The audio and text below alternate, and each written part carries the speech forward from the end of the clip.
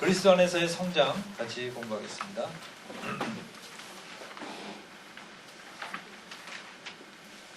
어떻게 하면 우리는 예수 그리스도 안에서 성장할 것인가? 여러분들이 어떤 사람이 거듭나는 데는 두 가지가 거듭나는 데는 복음을 꼭 알아야 돼요. 그죠? 복음을 깨달아야 됩니다. 예수 그리스도를 만나야 됩니다. 주님을 만나야 되고 그가 복음을 깨닫고 복음 안에서 성장해야 되는데 그 사람에게 꼭 필요한 지식이 있다면 복음과 또 하나는 교회입니다. 그런데 복음과 교회 이 두 가지 지식을 필수 지식으로 사람들은 받아야 됩니다. 그래서 복음을 모르면 그 사람은 주님을 제대로 알 수가 없습니다. 교회를 모르면 그 사람은 구체적으로 성장할 수가 없습니다. 근데 여러분들 교회라는 게 뭐냐? 너무나 당연한 얘기를 물어보는데 제가 우리 그 교회에 대한 책자를 하나 만들어서 인쇄소에다 부탁했어요. 그리고 적절한 그림을 넣어달라고 그랬어요. 그랬더니 이 사람이 교회라는 제목을 보고서 뭘 넣어줬을까요? 그림을. 예배당을 딱 넣어줬어요. 예배당을. 모든 대부분의 사람들이 교회 그러면 예배당을 넣어줍니다. 심지어 선교사들마저도 우리나라 선교사들의 특징이 뭔지 아세요? 필리핀이나 외국에 나가서 교회를 개척할 때 교회를 개척한다 그러면 뭘 하느냐면 건물을 짓습니다. 그걸 교회를 개척이라고 그래요. 근데 중국에 가서는 전혀 상황이 달랐어요. 저는 중국의 가정교회를 가면서 놀란 게 이 사람들은 교회를 개척한다 그러면 건물의 개념이 전혀 없어요. 진짜 이 사람들은 그 지역에 가서 막 돌아다니면서 전도해갖고 사람 불러 모으면 그게 교회입니다. 근데 여러분들 성경에서 말하는 교회는 어떤 의미를 갖고 있느냐? 성경에서는 교회라는 말이 헬라어로 에클레시아라는 말을 에클레시아라는 말을 사용하고 있는데 그 에클레시아라는 말의 문자적 의미는 집으로부터 어떤 공공장소로 불러낸 시민들의 모임이에요. 모임입니다. 시민들의 모임. 그 사람들이 모여있는 그것이 교회이지 절대로 이 건물이 교회가 아닙니다. 그래서 초대교회에서는 건물에서 자유로웠어요. 여러분들 건물에서 자유롭다는 것이 얼마나 우리로 하여금 완전히 그 새로운 세계를 열어주는지 모릅니다. 많은 사람이 건물이 없어서 뭐가 없어서 조건이 많아요. 근데 교회라는 것은 건물에 좌우되는 게 전혀 아니라는 겁니다. 여러분들 여기에 고린도전서 16장 19절을 볼까요? 거기에 써있죠. 아시아의 교회들이 너희에게 무난하고 예? 아시아의 교회들이 너희에게 뭐라고요? 무난하고. 이거 집으로 한번 생각해 봅시다. 아시아의 집들이 너희에게 무난하고 그러면 헷갈릴 거 아니에요. 왜 집이 무슨 인격을 가졌습니까? 더 중요한 건 그 다음 구절을 한번 읽어보세요. 시작. 아골라와 브리스가와 및 그 집에 있는 교회가 주 안에서 너에게 간절히 무난하고 아굴라와 브리스가와 및 그 집에 있는 교회라 그랬어요. 그 집에 있는 교회 그러면 여러분들 어떻게 하겠어요? 그 집에 얼마나 집이 크면 그 안에 교회가 들어가냐? 예배당을 생각하는 거예요. 얼마나 집이 크면 그 집 안에 예배당이 있냐 이거예요. 그렇게 생각하십니까? 네, 그렇게 생각하면 안 되죠. 제가 옛날에 카페에서 이것 때문에 논쟁이 벌어졌어요. 성경에서는 한 번도 교회라는 말을 건물로 사용한 적이 없다. 그렇기 때문에 건물을 상상하고선 성경을 읽으면 그 사람은 성경을 왜곡하게 해석할 수밖에 없어요. 그랬더니 어떤 형제가 초대교회 때에도 건물을 교회라고 불렀다는 거야. 그래서 나 금시초문이다. 그거 어디냐 했더니 이 사람이 사진을 딱 올렸어요. 카타콤 사진을 올렸어요. 카타콤 사진을 올렸어요. 여러분들 그 초대교회 때 카타콤이 어떤 거냐면 로마 시대 때 죽은 사람을 갖다 묻은 지하 동굴이에요. 그게 말도 못하게 많이 뚫렸어요. 근데 크리스찬들이 그 속에서 모였어요. 왜냐하면 박해가 일어나니까 숨었습니다. 그 속에. 숨어서 그 속에서 모였습니다. 예수 믿는 사람은 들판에서 모일 수도 있고 무덤 속에서도 모일 수 있고 어느 곳에서나 모일 수 있어요. 근데 그 사람이 초대교회에서는 그걸 교회라고 불렀다는 거. 그거 어떻게 교회라고 부른 거 아느냐 그랬더니 그래서 그 카타콤에 팻말이 붙어 있더라고요. 팻말에 영어로 처치라고 붙어 있어요. 야, 이것 봐라. 이게 증거다. 내가 미치는 줄 알았어요, 내가 미치는 줄 알았어, 진짜. 로마 시대 때 웬 영어가 나옵니까? 그 여러분들 관광객을 위해서 처치라고 붙여놓은 건데 정말 내가 이런 무서운 사람들이 있으니까 내가 여러분들 그것은 관광객을 위해서 과거에 크리스찬들이 모였던 장소다라는 의미로 처치라고 써놓은 겁니다. 그걸 증거라고 딱 드리는 어쩌란 말입니까? 그게 처치예요? 그게 무덤이지. 여러분들 초대교회 신자들은 그런 데서 자유했어요. 여러분들 이 건물에서 자유해지지 않으면 여러분들은 항상 전전긍긍하게 됩니다. 크리스찬들은 어디에서나 모일 수 있어요. 왜냐면 여러분들, 그리고 교회는 어떻게 성립하냐? 두 사람만 모이면 교회가 성립합니다. 할렐루야. 뭐라고요? 두 사람만 모이면 교회가 돼요. 한 사람은 교회가 될 수가 없죠. 근데 두 사람이 모이면 교회가 됩니다. 그래서 여러분이 벽돌 한 장으로는 집을 못 만들죠? 예. 두 장으로는 두 장으로는 만듭니다. 두 장을 이렇게 서로 이렇게 마주보게 딱 해봐요. 그 사이에 그래도 들어가지. 아시겠어요? 한 장으로 세워놔갖고는 집이 됩니까, 그게? 두 장 정도 있어야지 그래도 서로 기대면서 되지. 여러분들, 실제로 예수님이 뭐라고 말씀하셨냐? 두세 사람이 내 이름으로 모인 곳에 나도 그들 중에 있다고 그랬어요. 두세 사람이 내 이름으로 모인 곳에 내가 그 최소 단위가 뭐예요? 두세 사람이 내 이름으로 모인 곳에 하면 최소가 몇 명입니까? 2명. 네? 2명이잖아, 2명. 두세 사람이. 그러니까 두세 사람만 모여서 내 이름으로 모이면 거기 있겠다는 거예요. 교회가 된다는 겁니다, 여러분들. 바로 교회가 된다는 거예요. 아시겠어요? 그래서 여러분들, 우린 이 교회를 이루는 것이 주님이 뜻하시는 바입니다. 여러분이 교회에 대해서 몇 가지 기본적인 걸 알아야 되는데, 첫째는 교회는 예수 그리스도께서 교회의 주인이 되십니다. 뭐라고요? 예수 그리스도께서 교회의 머리가 바로 주님이라고 그랬어요. 주님이 교회의 머리십니다. 교회는 그의 몸입니다. 절대 여러분들 교회에 아무리 그 사람이 신령한 목사라 할지라도 그 목사가 교회의 주인이 아닙니다. 교회의 주인은 예수님이에요. 그 목사님도 예수님 앞에서 무릎 꿇어야 됩니다. 모든 사람이 그리스도의 명령 앞에서 다 무릎 꿇어야 돼요. 그러지 않으면 여러분들 그건 교회가 아닙니다. 그래서 교회는 하나님 말씀 앞에 겸손해야 됩니다. 교회가 가장 하나님 말씀을 잘 지켜야 됩니다. 저는 여러분에게 이런 거 한번 얘기하고 싶어요. 성경에는 사랑의 빛 외에는 아무 빛도 지지 말라고 그랬습니다. 그런데 만약에 교회가 건물 짓기 위해서 은행 대출을 얻는다. 이게 옳을까요? 그럴 수도 있지 뭐 라고 생각하시는 분 손 들어보세요. 그럴 수 없다. 손 들어보세요. 내리세요. 성경 분명히 그랬잖아요. 사랑의 빛 외에는 아무 빛 띄지 마라. 하나님 나라가 세상에 돈을 빌려다가 뭘 한다. 저는요, 하나님 나라가 세상에 돈 빌려다가 뭘 한다 하는 개념은 하나님이 기뻐하시지 않다고 봅니다. 하나님은 얼마든지 공급할 수 있는 하나님이세요. 그 공급하시는 하나님이 뭐가 부족해서 세상 사람들한테 손까지 벌려고 하면서 그것을 채우느냐 이거예요. 더구나 빚으로. 왜 그러냐? 교회의 머리가 예수님이라는 걸 자꾸 잊어버리니까 그래요.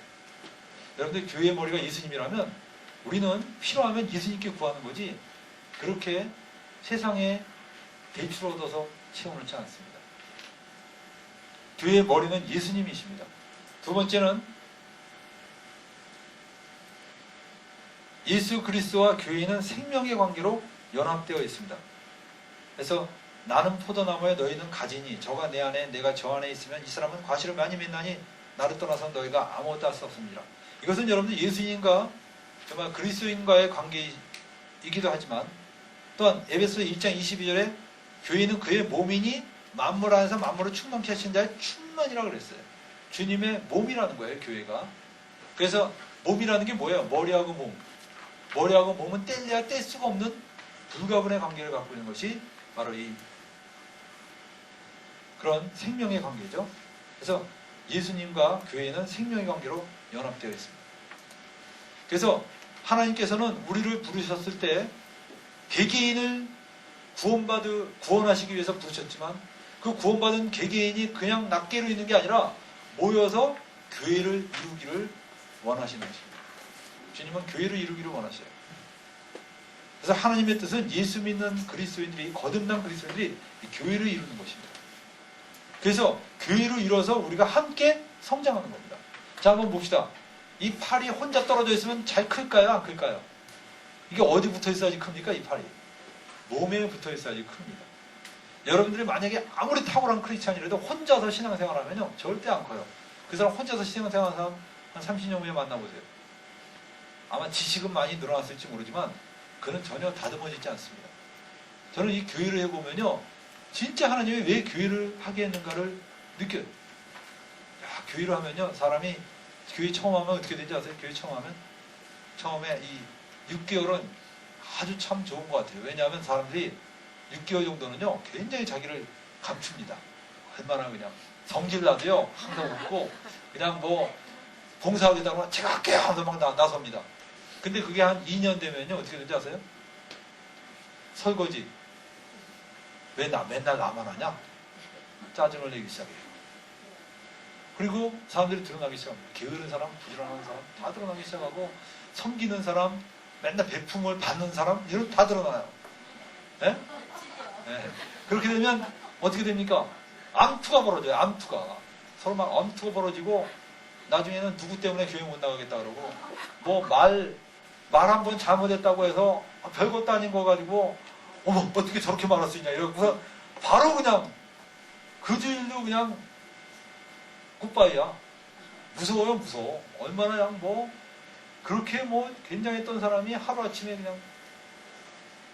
그러니까 여러분들 그런 교회 생활을 한 부딪혀가면서 그래도 주님께서 형제를 사랑하라 그랬으니까 그냥 형제를 사랑해야지 받고 막 이러다 보면요, 둘 중에 하나는 너무 상처가 많이 생겨서 메말라져갖고 쓰러지는 경우가 있고, 완전히 주님을 닮아가는 성자가 되는 이 두 양방향이 생깁니다. 아시겠어요? 여러분들이 이 교회라는 것이 왜 주님이 모이라고 그랬는지 느낌이 와요. 그리고 교회는 그렇게 상처만 주는 것이 아니에요. 또 내가 정말 낙심됐을 때 나에게 가장 큰 힘이 되어주는 사람들이 그 교회의 형제들입니다.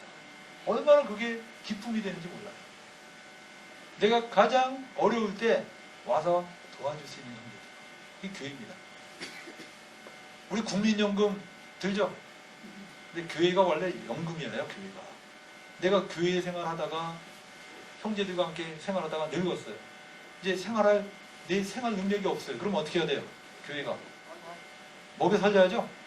초대교회에서 그랬어요. 그래서 과부들을 다 먹여 살렸어요. 초대교회가. 그거 먹여 살렸습니다. 그거 당연하죠. 근데 늙어서 더 이상 기력이 없으니까 교회에서 이제 당신한테 헌금 나올 것도 없고 별로 도움이 안 되네요. 떠나주셨으면 감사합니다. 이러면 교회입니까 그게? 아니죠. 저희 과거에 제가 있던 학교에 교무실에 근무하는 여자분이 한 분 계셨습니다. 근데 그분은 나이가 50이 넘으신 분인데 교무실에 상환으로 근무하셔요. 그러니까 선생님들이 되게 불편해합니다. 나이 많으신 분이 딱 버티고 앉아서 있으니까 뭐 시킬 수가 없어요. 아무튼 뭐 우여곡절이 많았는데, 근데 그분이 또 풍채도 좀 있어갖고 사람들이 그분이 교감 선생님인 줄 알고 사는 사람 이렇게 뭐 물어보고 그래요. 한참 있다가 한참 듣다가 교감 선생님 저기 계십니다. 깜짝 놀라죠. 이분이 누굴까? 캐시언 마크예요. 사환이에요 그냥. 근데 그분이 이런 얘기를 하더라고요. 자기가 집이 괜찮게 살았대요. 꽤 괜찮게 살고 교회에서도 봉사를 많이 하고, 그리고 교회 식구들 막 자기 집에 와서 잔치도 벌려서 막 먹이기도 하고 그랬대요. 그래서 아주 교회에서 목사님이 특히 귀여워했대요. 목사님의 고임을 받고 살았어요. 근데 그때 이 남편이 주책맞게 그 시장에서 워낙 사람이 약해갖고 시장에 어떤 사람이 보증 서다는 걸 서준 거야. 덜컥 보증을 서줬는데 이 보증 선 사람이 망하는 바람에 이 집이 그냥 날아갔어요. 하루아침에 거리에 나앉게 생긴 거야. 완전히 다 기가 막혀요. 그러니까 이 아줌마가 이 답답하고 억울하고 슬프고 화난 것을 누구 호소할 데가 없는 거야. 그러니까 누구한테 계속 전화할까요? 예? 목사님한테 계속 전화하겠죠. 근데 어느 날 너무나 괴로워서 목사님을 와달라는데 목사님이 짜증을 내더래요. 그리고 자기 그걸 귀찮아하더래요. 더 이상 돕지도 않았지 그냥 이렇게 좀 상담하고 이런 거 자체를 귀찮아하더래요. 그때 이 자매가 엄청난 상처를 받아요. 그리고 온 식구를 모아놓고 우리 예수 믿는 거 접자 그랬어요. 온 집안이 다 예수를 안 믿게 되었어요. 엄청난 충격입니다. 교회는 여러분 이익 집단이 아닙니다. 절대. 저는 그 자매 말만 들으니까 이제 말만 듣고서 판단하면 안 되겠지만 만약 그게 사실이라면 그 교회는 저주받은 교회예요. 주님의 교회가 아닙니다. 그것은 인간의 집단이지 아무것도 아니에요. 그것은 주님의 몸이 아니에요. 근데 이 자매가 그 뒤에 이제 제가 뭐 같이 교제도 하고 다시 교회를 나가시라고 뭐 권고도 하고 그랬지만 아무튼 그 자매가 한참 있다가 다시 신앙이 조금씩 회복됐어요. 그래서 다시 요새 신앙생활 하고 있다는 소식을 제가 들었습니다. 너무나 감사하죠. 그래서 다시 돌아와서. 여러분들 교회는 절대 교회는요 의무가 있어요. 형제들을 챙겨야 될 의무가 있습니다. 물론 어떤 사람은 저는 이런 자매들도 봤어요. 처음 온 자매인데 이 자매가 굉장히 형제들한테 요구하는 게 자꾸 많아요. 그리고 자기가 조금만 힘들어도 막 얼만큼 자기한테 서비스를 잘하나를 한번 보겠다는 거야. 그래서 이 교회 다닐 거 여부를 결정하겠다. 이것도 다른 면에서 또 괴롭더라고요. 여러분 지체라는 것은 뭡니까? 지체라는 것은 그냥 모든 온몸의 진액을 이 손이 다 빨아들인다 그러면 어떻게 되겠어요?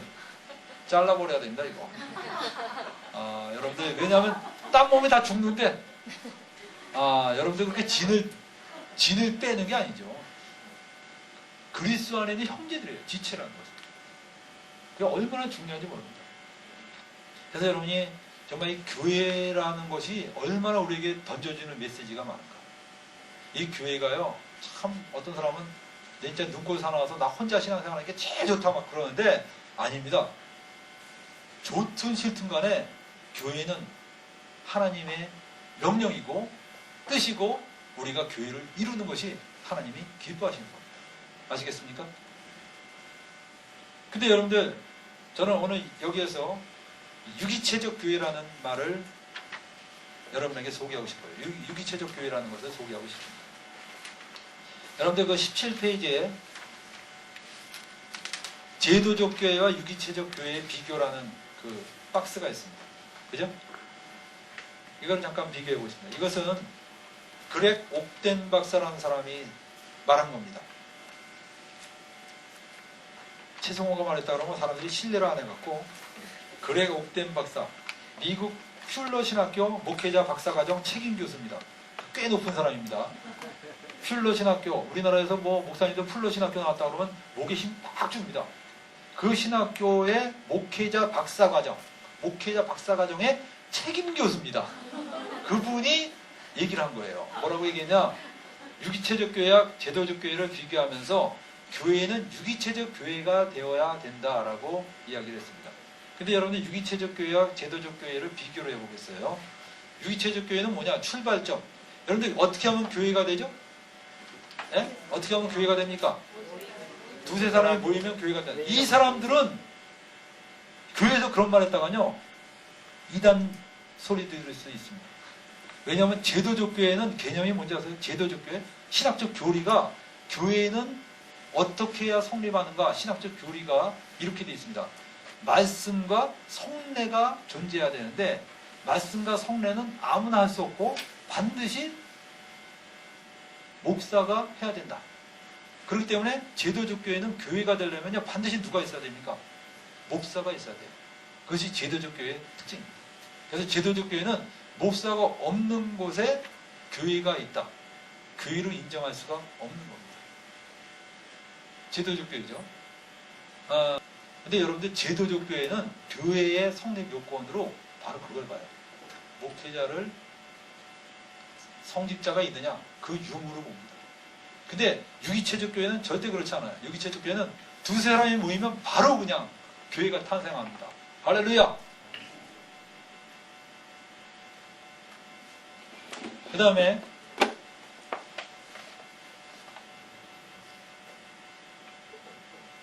유기체적 교회는 사역의 방향이 아래에서 위로 향합니다. 다시 말하면 두세 사람이 모여요.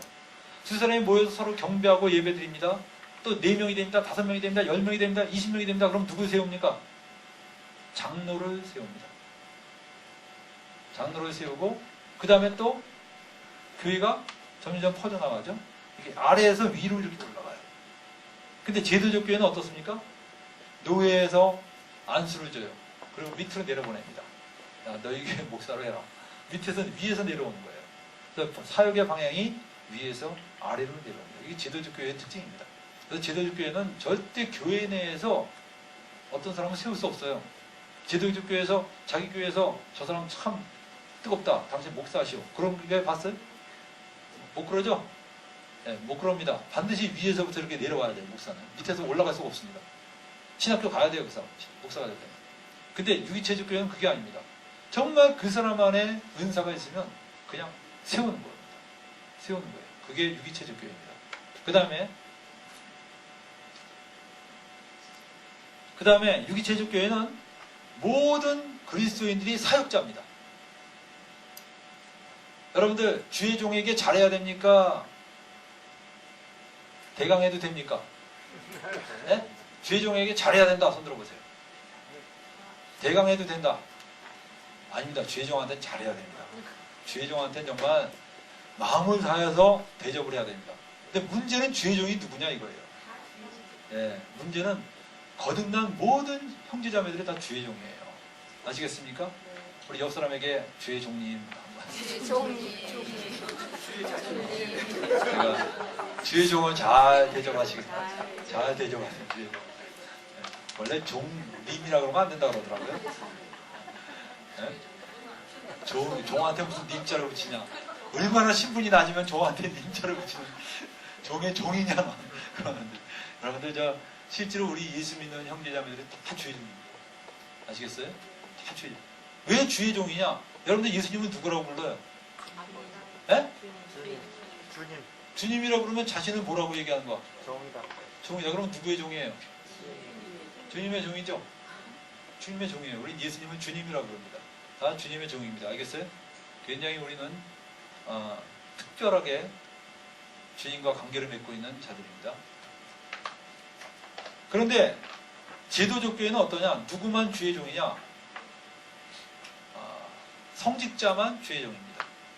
그래서 사역은 성직자의 고유 영역이에요. 그건 아무나 하면 안 됩니다. 여러분들 성찬 있죠? 성찬 아무나 하면 될까요? 안 될까요? 네? 제도적 교회에서는요, 성찬 아무나 하면 이건 완전히 그냥 신성 모독죄로 그냥 걸립니다. 근데 여러분들 성찬이 뭐 하는 거예요? 여러분들 캐톨릭에서는 성찬을 캐톨릭에서 화채설을 믿습니다. 화채설은 뭐냐면 신부가 기도를 하면요, 그 밀가루가 예수님의 살로 변한다고 믿어요. 진짜 살로. 신부가 기도함으로써 포도주가 예수님의 진짜 피로 바뀌었다고 믿어요.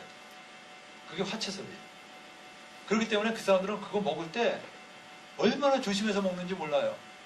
그리고 이 마시는 건 아무나 못 마셔. 미사, 캐톨릭 미사에 참석해 보면 사람들에게 떡만 줘요.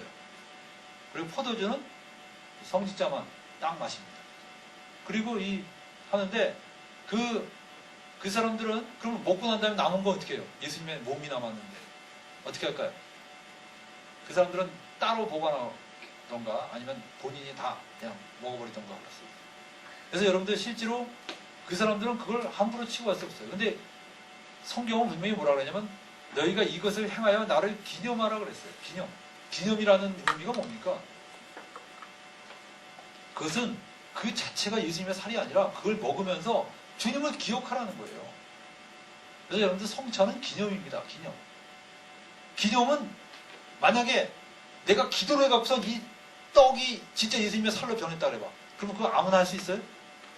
그건 아무나 못하죠. 누가 해야 돼요? 그건 신부가 해야 될 거야 아마. 그죠? 근데 기념은 누구나 할 수 있어요. 기념. 알겠어요? 만약에 성찬을 한다. 누구나 여러분 하세요. 두세 사람이 모였을 때 떡 갖다 놓고 예수님께서 우리 죄를 위해서 죽으셨습니다. 그 떡을 가지고 나누는 거예요. 할 수 있어요. 아시겠습니까? 세례. 누가 줄 수 있어요, 세례? 에? 자기 세례 줘보신 분 손 들어보세요. 사람에게. 야, 여기 한 명도 없네. 한 분 계시네. 여러분들, 세례는 거듭난 그리스도인은 누구나 다 세례 줄 수 있습니다. 자기가 전도한 사람 다 세례 줄 수 있어요. 여러분들 아마 여러분한테 세례 주면 부들부들 떨릴 거야. 내 신성 모독에 걸리지 않을까. 저도 처음에 사람들한테 세례를 베풀 때 조금 어색하더라고. 내가 처음 세례를 베푸는 거.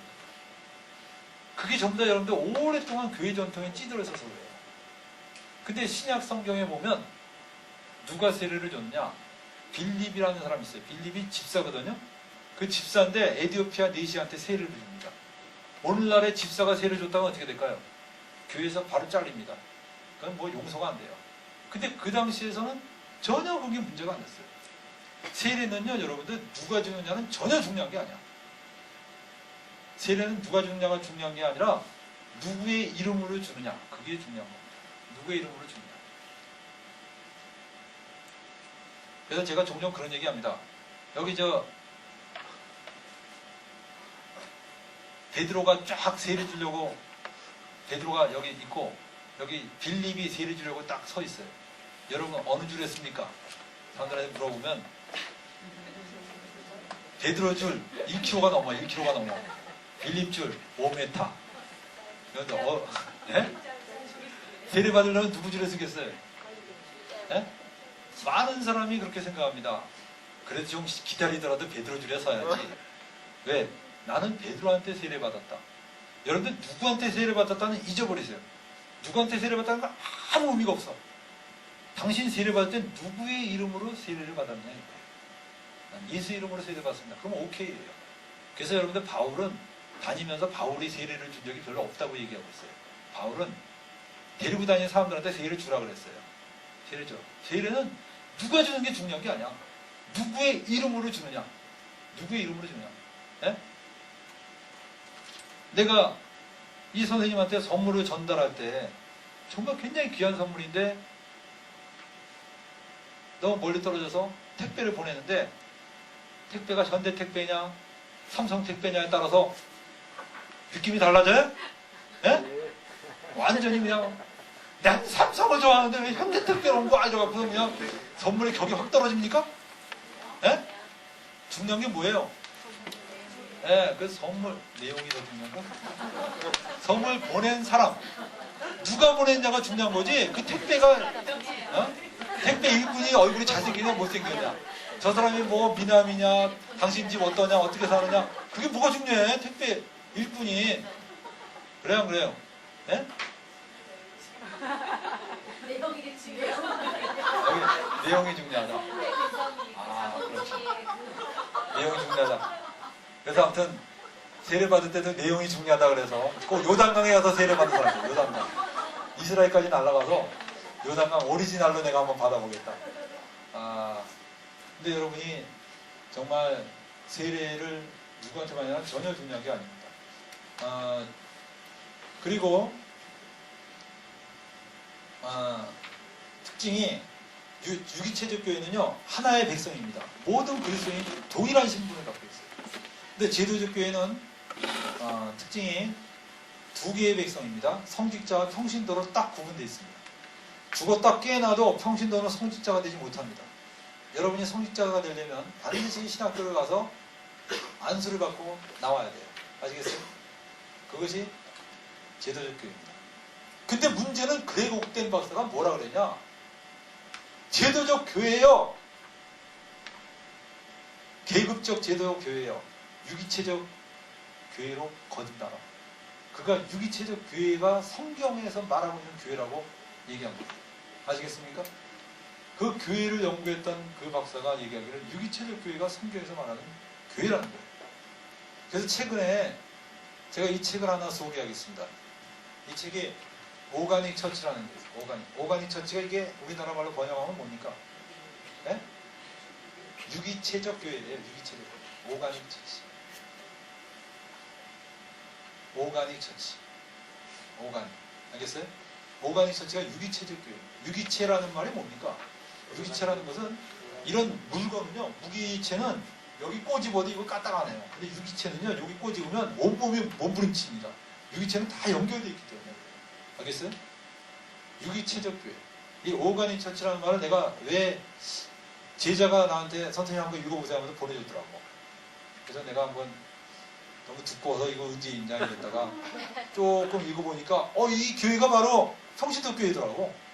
이 닐콜이라는 미국의 목사가 이 교회관을 깨닫고선 그가 교회를 세우기 시작하는데 이 사람이 주장한 게 참 신선합니다. 근데 참 이상하단 말이에요. 난 10년 전에 이런 비슷한 책을 썼는데 내 책은 별로 인기가 없었는데 왜 이 사람 책은 이렇게 몇 년 안 됐는데 벌써 이렇게 난리가 안 났을까? 참 내 이름을 바꿔야겠어요 나도. 체스모 이러면 안 되고 뭐 제임스 초이 이런 식으로 미국 사람으로 둔갑을 해야지 내가 좀 될 것 같아요.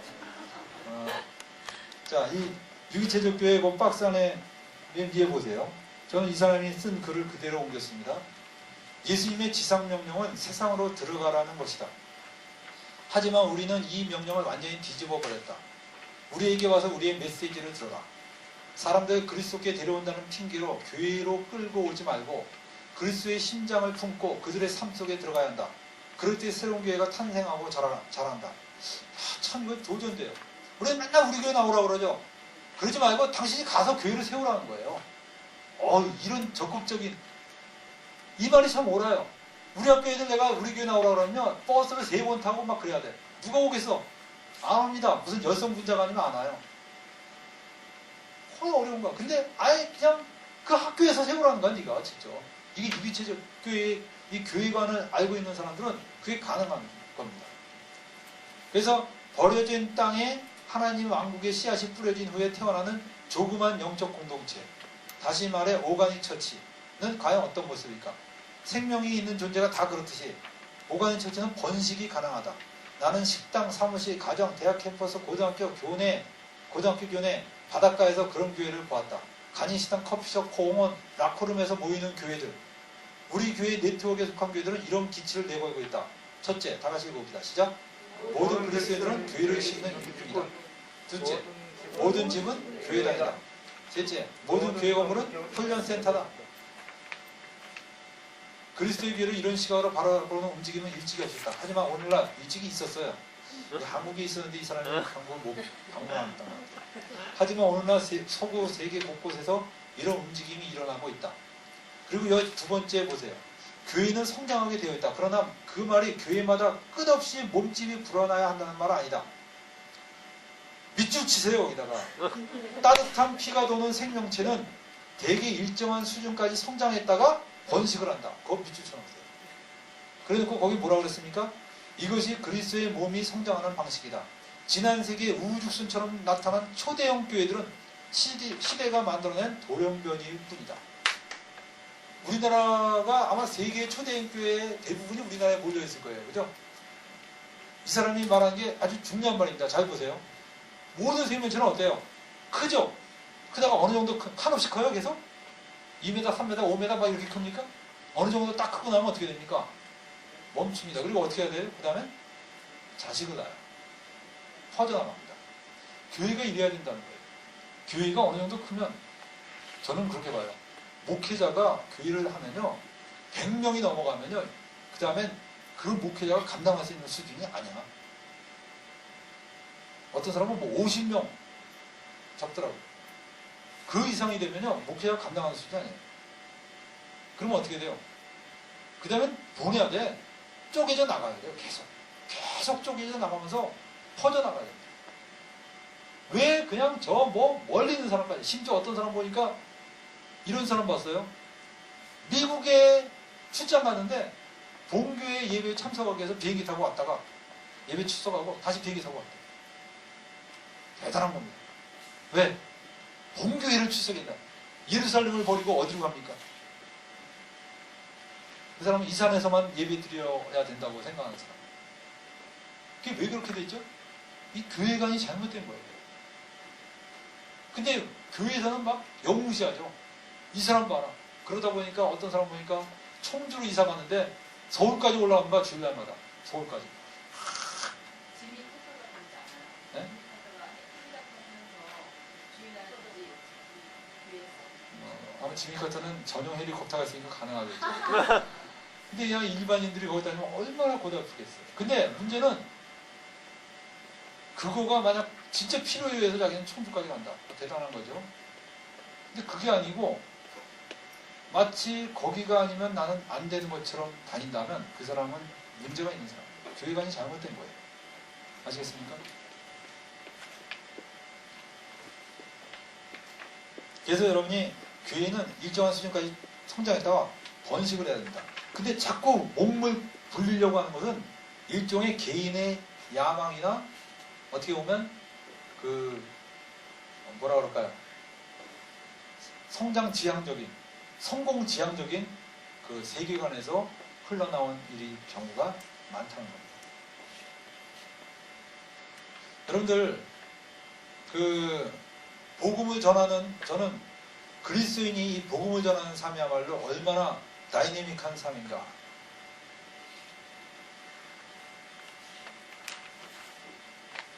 여러분들 그 복음을 전한다는 게 뭐예요? 어떤 분은 그냥 어제 그 들은 그 복음을 내가 어떻게 다른 사람에게 전달할 것인가.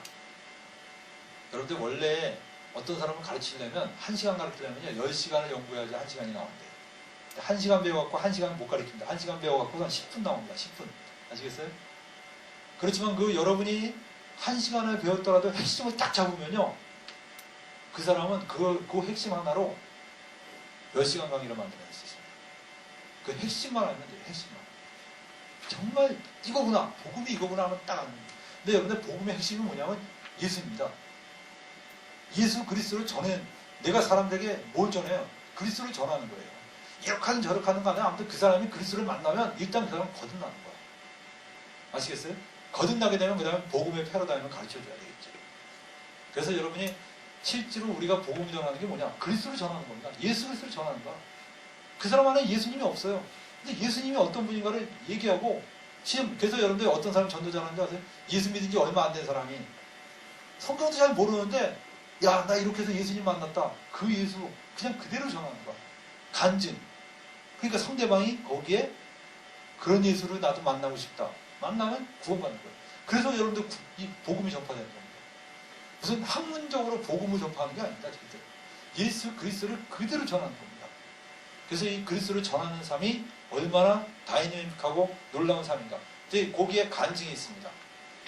이 간증이 있는데 이 간증을 이제 제가 읽지 않고 자 3명씩 짝을 지세요. 3명씩 짝을 져서 돌아가면서 3명씩 짝을 져서 한번 읽어보겠습니다.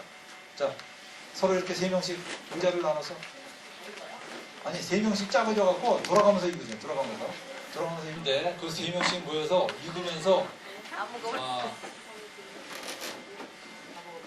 네, 여러분들 조금 색다른 팀이죠.